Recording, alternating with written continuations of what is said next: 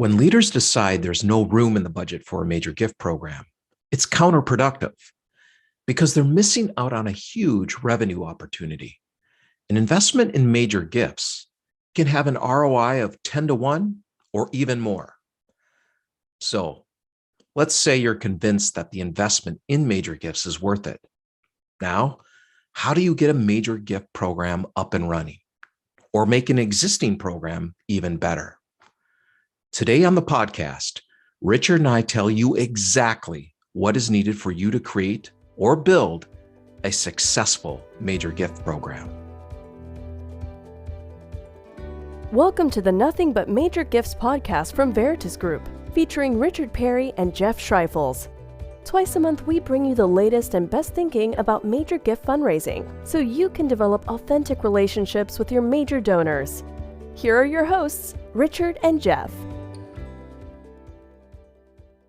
Welcome to the podcast today. I have Richard Perry with me. And today, Richard, we're going to talk about a topic that you have a lot of energy about. I mean, a lot of energy. I mean, yeah. I do too, but you really do. Oh, I know. That's all about investing and growing a major gift program. Yeah, I do, Jeff. I mean, and yeah, okay, let's just get this straight. If you're listening right now, and what Jeff just said, that introduction had you saying something like, okay, this is really going to be boring. Hey, wait a minute. Nothing we do is boring. This is going to be really boring. I'm not going to listen to it. Okay, if that's what you're thinking as you're listening to Jeff and me right now, you just hang on a second. This might seem like old boring news, but it really isn't. I mean, most organizations are busy worrying about mid-level programs right now, which is a great thing. But if you aren't properly investing in a major gifts program, even if you technically already have one, you need to refocus on this vital fundraising program to make sure you're maximizing your efforts. I mean, you really do. Well, and there's another really big reason why you should be investing in major gifts.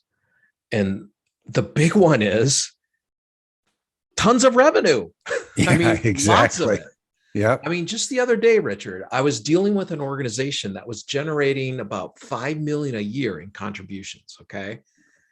And we did the analysis and we showed the leadership that they could grow from that 5 million to $12 million per year. Oh my. Yeah. If they simply hired some major gift officers and of course, worked the Veritas way. Two of them, actually, if they hired two major gift officers and then worked to qualify all those donors to give more, but there were a ton of donors that they didn't qualify. If they properly cultivated them, they could get to 12 million. Yep. So did they go for it? Of course not. But you know why? Why? Because the old guard managers in that organization, they just wouldn't support it. All they did, they just felt like it's just going to take away from their budget and what they really wanted to have funded. Oh, you're kidding. No. And it's so frustrating. So listen to this. The organization could invest $250,000 a year in new major gift staffs and their operating costs. So for 3 years, that's $750K. And for that investment, they would get back $7 million more, or a net of $6.25 million. Or we could just say $6 million, okay? But $6 million in net. Wow. It just sounds like a no-brainer to me, I'm telling you. I know, but all that the managers could see is the $250,000 investment per year, taking away from some of their expense budgets, so they wouldn't support it, even though it would have delivered way more cash flow to let them have even more budget. Isn't that, I mean, it's just crazy. It really is. I mean, it's crazy, but it's not surprising. I mean, we see this all the time, Jeff. So there's a situation where an organization has a major gift program, but they'll not expand it to take advantage of the real revenue opportunity. I mean, it just happens all the time. Then there's the organization that has a very robust direct response or annual giving / membership program that is gobbling up a great portion of the development budget. Yeah. And the same dynamic applies. So internal managers are not supportive of investing in major gifts. I mean, that's it.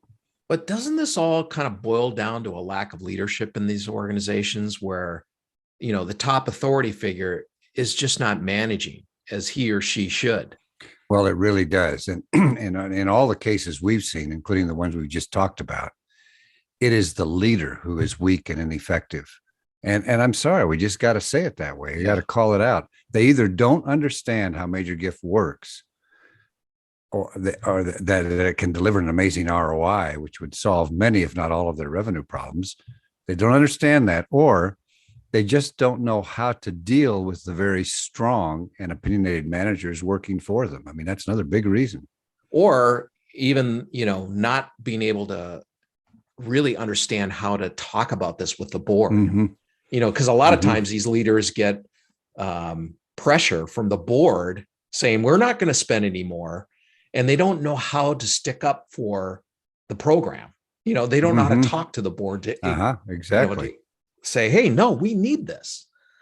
Well, I mean, all of that explains why leaders don't invest in major gifts, which is pretty sad. But the point is that investing in major gifts is actually one of the most profitable things a leader can do. I mean, it really is, Jeff. We've shown it over and over again, where you get returns on investment of 8-1, 10-1, 30-1. Yeah. I mean, it's an absolute fact.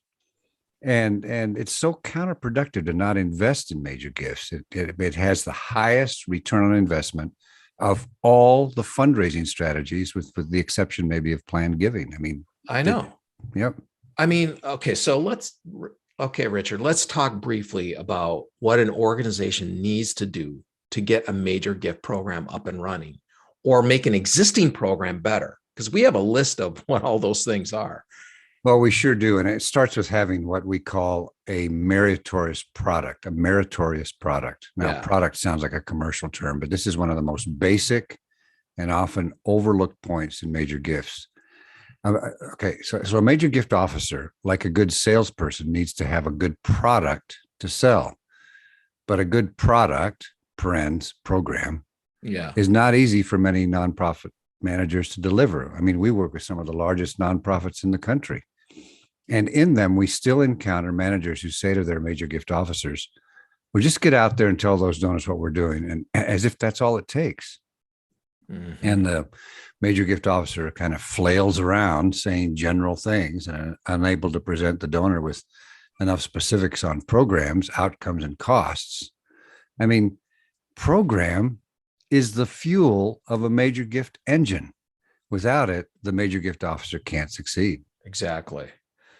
Another element of a successful major gift program is having a donor-centered culture. Yep. And, we've written on this a lot, but donors need to be at the center of your mission and your work. And donors need to be partners, not sources of cash. They need to be valued and respected. And if you don't have a donor-centered culture, it's really going to be difficult to have a successful major gift program. Yeah.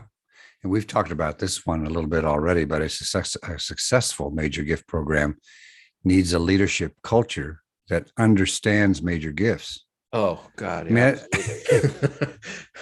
I mean, one of the core misunderstandings that leaders have about major gifts is how much time it takes to get a major gift program started, and B, to build a relationship with a major donor. I mean, we had one situation, Jeff, several months ago, and I think you remember this, where the manager was trying to hurry up the development of a relationship with the donor so that the ask could be made in time to reach a fiscal year end goal. I said, like, what?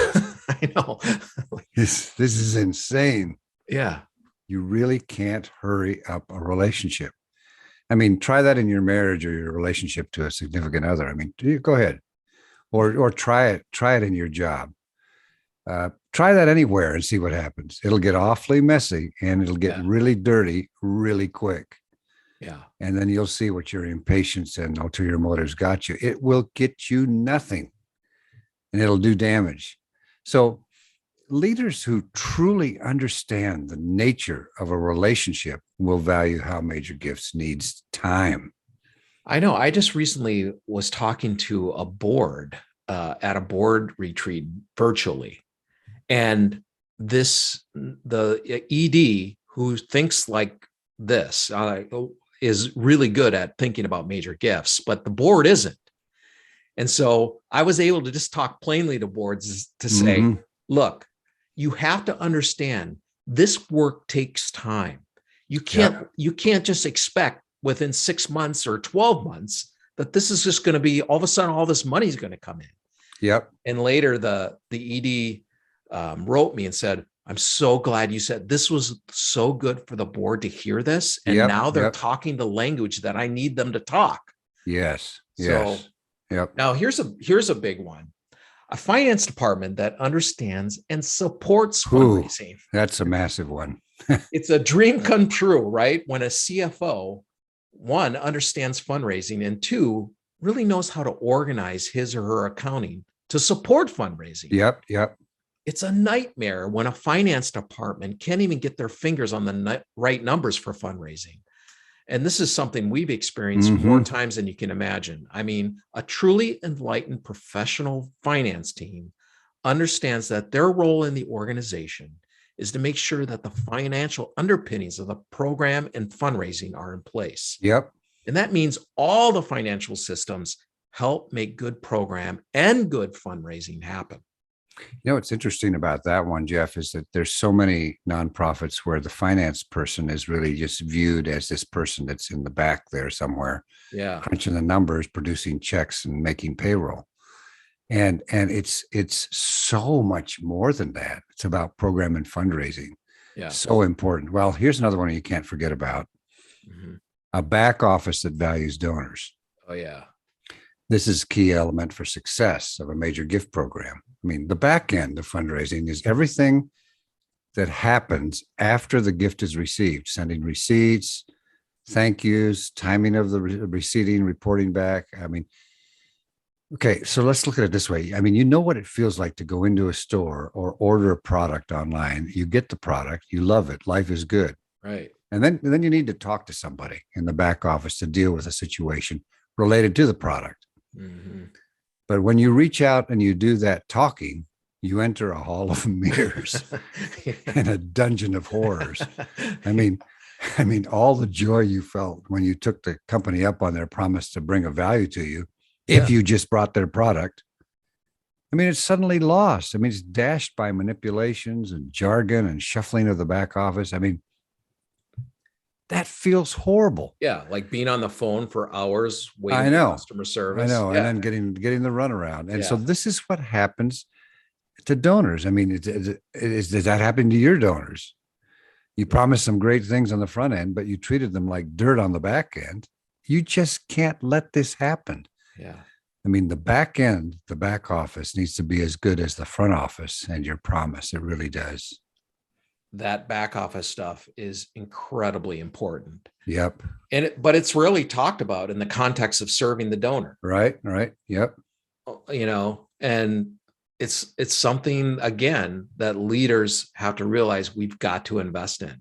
Yep. Now, how about a program function that values measurable outcomes? That would be good, huh? Well, that's key to successful major gift really program. is. And here's what the donor is saying. So, did anything actually happen as a result of my gift? There you go. That is the central question all donors are asking. Yep. And that is the question you and your program team need to answer. It can't be some general statement. Nope. Because savvy donors are looking for those measurable results. And if they don't get them, we know they're going to go away. It's the number one reason why donors leave. They don't know what their gift did or how it made an impact. Exactly. I mean, they'll fly out the door faster than you can believe. And they're flying, and they are flying out the door. I know. I mean, all the data, all the statistics show that. So there you go. Well, I think we've covered all the non-negotiables that an organization must have if they want to have a successful major gift program. Now, they're not easy. They're really not easy to implement. I mean, we talked about it like it was easy, but it's not. Yeah. But not much, that's good in life is easy. Right. But here's our promise. If you can get all of these points aligned in your organization, you will experience happy and fulfilled program people, donors, finance folks, managers, and you yourself will be more happy and successful. Absolutely. That's Mhm. exactly right. Okay, so let's just summarize a little bit here. Here are what your organization must have to experience success in major gifts. First, Mhm. a meritorious product, or the program, a donor-centered culture, a leadership culture that understands major gifts, a finance department that understands and supports fundraising, Yep. a back office that values donors, and a program function that values measurable results. There you go. Those I are mean, the 6 things. you have that. Whew. Yeah, you're going to be ready. And of course, we're assuming that you have the right people or the talent in place to make all of this happen. I mean, that's just sort of underlying the whole thing. Yeah, that's incredibly important. So, well, this is good stuff, Richard. And I Mhm. hope it's been helpful to you to hear why investing in a major gift program is worth it. And if you're ready to start learning more about major gifts and create a strong program to support your organization, then check out our new subscription program called Veritas 365. This is a really exciting program. Mhm. Mhm. There are 3 plan levels, so you can choose the one that's right for you.